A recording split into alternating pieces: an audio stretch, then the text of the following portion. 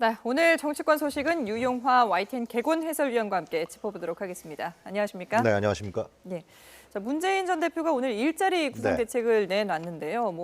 본인이 만약에 당선이 된다면은 대통령 집무실에 일자리 현황판을 두고 직접 챙기겠다라는 의지를 표명할 정도로 아주 강한 얘기를 했습니다. 노동시간 단축 등으로 131만 개 이상의 일자리를 만들겠다라고 했는데 구체적으로 이게 어느 정도로 실현 가능한 건가요? 그러니까 지금 실제로 국민들이 일자리 없는 사람들 예. 굉장히 중요한 문제들 중에 하나죠. 그렇기 때문에 국민들의 요구를 반영하는 하나의 정책이라고 볼 수는 있는데요.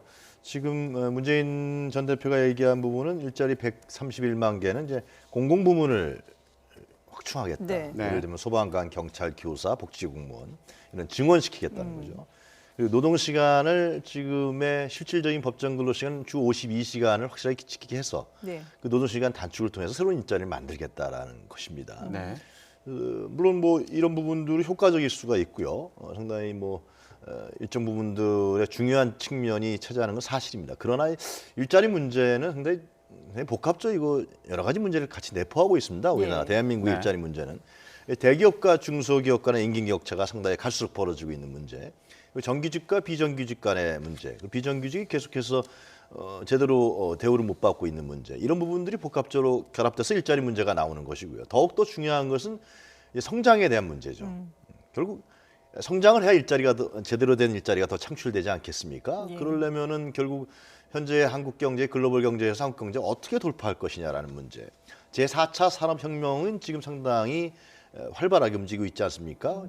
인공지능 문제라든가 로봇 산업이라든가 이렇게 한국 경제의 돌파구를 어떻게 만들 것이냐라는 부분에 좀 더 이 대권 후보들이 차관점을 두면서 경제 비전과 대한민국 비전을 제시해야 되는 것이 아니냐. 네. 어떻게 보면 문재인 전 대표 얘기는 물론 일부분은 수용될 수 있겠습니다만은 네. 그러나 단기적인 대책이 아니겠느냐. 1년간 대통령은 5년 하는 건데 현재 대통령 제도는 예. 그런 측면이 좀 아쉬운 것 같습니다. 그러니까 좀 더 큰 그림을 그려야 된다라는 네, 말씀이시죠? 좀 더 그리고 본질적인 문제, 일자리 문제를 단순하게 일자리 늘린다는 예. 차원으로 박근혜 정권에서도 그런 얘기 많이 했었거든요. 예. 네. 그런 점들을 봐야지 않을까 싶습니다. 네, 앞서서 군 복무 기간을 줄이자 이런 얘기를 했었고 네. 그러면서 동시에 군에서 노동력을 거의 공짜로 쓰는 거다 이렇게 지적을 하기도 했었습니다. 네. 그런데 오늘 이제 일자리 대책을 보면 아까 말씀하신 것처럼 공공부문에서 증원을 하자고 얘기하면서 부사관도 늘리자 이런 얘기도 했는데 이런 구상들이 이렇게 좀 연관돼서 나오고 있는 게 아닌가 생각도 들었거든요. 어떻게 보십니까? 그 군복무 단축 문제는 결국은 이제 대선 때마다 그 공약으로 나오는 문제죠. 예. 그건 왜 그러냐면 청년들과 대학생들에게 상당히 어필할 수 있는 그러한 공약이기 때문에 그런 것인데요.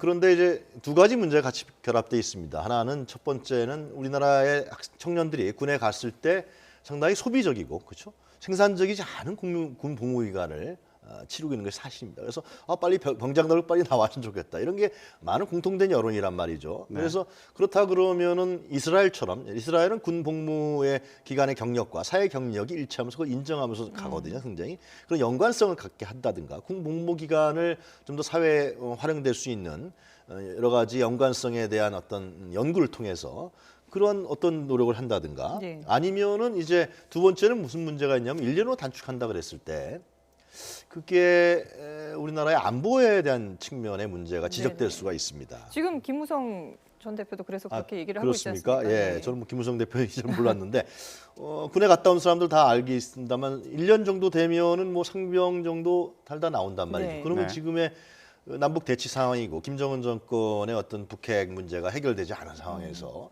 과연 그런 군의 정예화 문제라든가 예. 안보에 대한 아주 국방에 대한 어떤 경고함이라든가 이런 부분들은 결국은 군 병력이 담당하는 것은 예. 일차적인 담당인 것인데 과연 1년으로 단축했을 경우에 그 문제를 어떻게 그럼 대안과 해결책을 내세울 거냐 이런 부분 네. 같이 문 전 대표가 제시를 해야 된다 예. 그런 생각이 듭니다. 네. 예. 자, 그런가 하면은 지금 1, 2위를 다투는 반기문 전 유엔 사무총장은 오늘 오전에는 광주를 찾았고 네. 오후에는 대구를 찾으면서 이 영호남을 오늘 하루에 그냥 다 아우르는 그런 모습을 보이고 있어요. 이건 어떤 의도인가요? 자기 자신이 이번에 대선에 이 영남과 호남의 어떤 지역주의를 같이 아우르는 예. 그러한 대권 이미지를 창출하겠다라는 뜻이겠죠. 네. 결국은 그 얘기는 이제 중도라는 스탠스를 가겠다라는 것을 우리가 해석될 수 있습니다. 예. 오늘의 행보만 봤을 때는. 그러니까 중도는 네. 가장 중요한 거 아니겠습니까? 모든 선거에서 중도표를 어떻게 잡느냐. 예. 네. 그것도 중요한 것이고 또 사회와 국가가 안정되기 위해서는 중도가 튼튼해야 사실상 사회와 국가, 정치가 안정이 된단 말이죠. 뭐 그런 스탠스를 취한 것으로 오늘 행보를 봤을 때는 해석될 수가 있는데 그러나 이제 궁금한 것은 과연 그 반기문 전 총장이 그럼 중도 스탠스를 어떠한 세력으로 어떠한 내용으로 채워갈 것이냐. 이 문제는 아직 제시를 전혀 하고 있지 못하다는 네. 것입니다. 영남 갔다 하루 만에 영남 호남 왔다 갔다 해서 그 문제가 국민들에게 수용되는 것은 아니겠죠. 예. 그러니까 그런 방향성을 독자 행보를 통해서 어느 정도 네. 기간 동안 독자 행보를 통해서 보여주지 않겠냐라고 생각을 했는데 네. 입당 얘기가 생각보다 이제 빨리 나왔어요. 그런데 그러면서 한 얘기가 금전이 빡빡하다 이렇게 네. 얘기한 게 또 논란이 되고 있습니다. 저도 오늘 그 얘기를 뉴스를 접하고서 네. 이 대통령 선거라는 것이 어느 정도의 비용이 들고 그 비용을 어떻게 마련할 것인가는 유력 대권주자들이 항상 일차적으로 고민하는 문제입니다. 그것이 없으면은 그러면은 예를 들면 뭐 대기업이라든가 기업 이런 식으로 해서 또 이상한 검은 돈을 끌 수밖에 없는 거고 그렇기 때문에 그 문제는 가장 고민을 했었어야 될 문제인데 반기문 전 총장이 이 문제에 대해서 고민을 안 했다라는 것을 좀 올엿이 드러낸 것이 아니냐라는 준비가 문제를. 되지 않았다. 네, 그러니까 그 상당히 많은 비용이 들 겁니다. 네. 그래서 그 대선 주자들의 그 비용 때문에 항상 문제가 됐던 것인데 그걸 깨끗하고 투명하게 어떻게 마련할 것이냐. 뭐 여러 가지 방법들이 나오지 않습니까? 그런 대권 주자들은 펀딩하는 사람도 네. 있었고, 그래서 이러한 펀드로 모집한다든가, 하여튼 그런 여러 가지 방법이 있을 텐데 이런 문제에 대해서는 얘기를 안 하고 자기는 돈이 없다. 그래서 그다음에 뭐 당을 택해야 된다. 이런 부분들은 상당히 좀 많은 국민들이 실망할 수밖에 없는 사실 어디가 뭐 아닌가 이 싶습니다. 내용 네. 이런 언급에 대해서는 비보도를 전제로 한 거였는데 아, 이 그렇습니까? 언론에 흘러나왔다고 좀 예. 약간 당혹해하는 모습도 보이긴 했는데 네. 근데 지금 또 반기문 그 유엔 사무총장 캠프를 네. 두고 백설기에 비유하는 그런 또 표현이 나왔어요. 이거는 어떤 의미인가요? 이동관 전 이명박 정부 때 이동관 네. 전 수석이 이런 얘기 네. 한 거 아닙니까? 그 얘기는 결국은 그런 야당이라든가 여론상에 있어서 왜 반기문 전 총장 캠프에는 정무 라인 쪽에 특히 정책 라인 쪽에 과거에 MB 정부 사람들이 많이 예. 가 있느냐. 네. 또 이명박 전 대통령이 정권 재창출하려는 것이 아니냐. 뭐 이런 얘기까지 정치권에서 나왔었단 말이에요. 네네. 네. 그런 부분을 이제 이동관 전 수석이 아니다. 백설기라는 반기문 총장이 있는데 우리는 거기에 콩이 좀 몇 개 있는데 그걸 갖고 콩떡이라고 얘기하면 되겠느냐. 네. 아직은 반기문 전 총장의 스텝이라든가 이 사람들이 구성되어 있지 않다. 이렇게 얘기를 네. 한 거로 비유되는데요. 그러나 그 얘기를 왜 이동관 전 수석이 했나 난 그런 생각이 좀 들고요. 예. 네. 그리고 제 생각에는 오늘도 이제 이재용 그 부회장이 지금 이제 법원에서 어떻게 할지 구속영장 여부를 기다리고 하지만 있죠. 예. 상당한 큰 변화가 지금 예. 우리나라 사회에 이루어지고 있는 겁니다. 삼성이라는 대기업의 충수를 구속을 시키느냐라는 문제 전에는 얘기도 안 됐던 문제인데 이런 국가의 대개혁이 일어나고 있는 특히 촛불 이후에 앞으로 저는 이런 개혁 문제는 계속 나타날 것인데 그럼 반기문 전 총장은 이러한 국가적인 대개혁 문제에 대해서 어떤 스탠스를 취할 것인가. 저는 이번 대선이 분명하게 제가 말씀드릴 수 있는 것은 분명히 대선 주자들 간에 개혁 경쟁이 일어날 것입니다. 예. 네. 그 개혁 경쟁에 반기문 총장은 어떻게 손을 댈 것이냐, 네. 어떤 내용을 포괄할 것이냐, 이 네. 문제가 중요한데 캠프에서 MB 쪽 사람도 있었다 이런 부분 갖고 따지게 되면은 국민들이 더욱더 실망스러운 측면으로 가지 않을까 네. 생각이 드네요. 네. 지금 저희가 얘기했던 이런 여러 가지 평가들이 네. 앞으로의 연대 가능성에도 영향을 미치는 거 아닌가 이런 생각이 들기도 하거든요. 그 국민의당에서는 문을 닫을 수도 있다 이런 표현을 쓰기도 했어요. 그 국민의당 입장에서도 그 국민의당은 결국 이번에 그 호남 원내대표, 호남 당대표를 선출한 거 아닙니까? 결국 호남의 지역에 기반을 둔 당으로서 완전히 고착화된 거라, 완전히 확실하게 굳힌 거라고 볼 수밖에 없는 거죠. 예. 그래서 그런 측면에서 봤을 때는 결국은 반기문 전 총장 호남의 그 지지 이데올로기 성향은 상당히 자유민주적이고요. 그리고 중도 개혁적 성향이 강합니다. 그렇기 때문에 그런 부분들을 제시하지 않으면 사실상 호남의 유권자는 떨어져 나갑니다. 예. 국민의당이 보수적 성향으로 가버리게 되면 그러면 국민의당의 지지자들은 떨어지게 되거든요.